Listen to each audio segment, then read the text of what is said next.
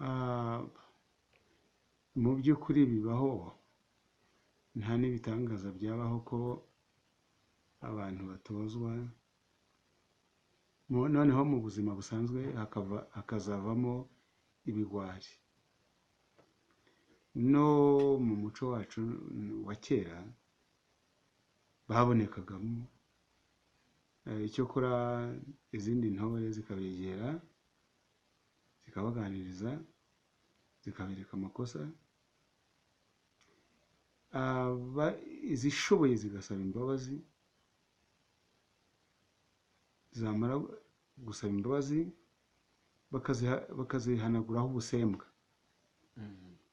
Ndatekereza rero ko kuzihanaguraho ubusembwa ni ukuvuga ko zongeraga gusubira mu zindi ntore, ntibazishishe, bakongera bakazigirira icyizere.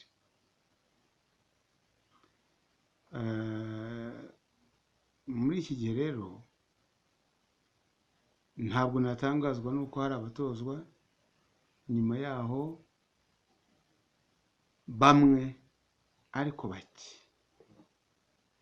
bakaba bacikwa, bakaba baba ibigwari. Ariko umurongo w'igihugu ni ukutabatererana, cyangwa ni ukutarekera iyo ngiyo ngo bagende. Igihugu mu nzego zitandukanye kirabegera, kikabagira inama kugira ngo abakunze bemere amakosa, banayasabira imbabazi, bahanagurweho ubusembwa, bagaruke mu murongo w'intore. Mwebwe mu bunararibonye bwanyu musanga ari iki cyatuma ubundi umuntu atandukira amahame y'ubutore? Kutandukira amahame y'ubutore biterwa n'impamvu nyinshi, ariko iz'ingenzi mbere na mbere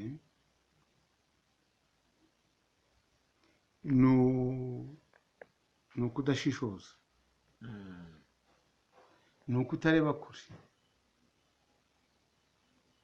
Ubundi cyane cyane ibyo byombi, kudashishoza no kutareba kure, kuko uzi ko gutandukira amahame y'intore, gutandukira indangagaciro, urakosa, urahemuka.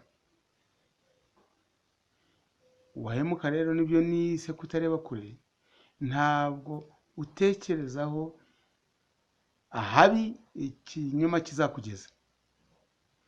Ikinyoma kizakwandagaza, ikinyoma kizagutesha agaciro, ikinyoma kizakubuza ijambo, ikinyoma kizakubuza icyicaro, ikinyoma kizakubuza akazi.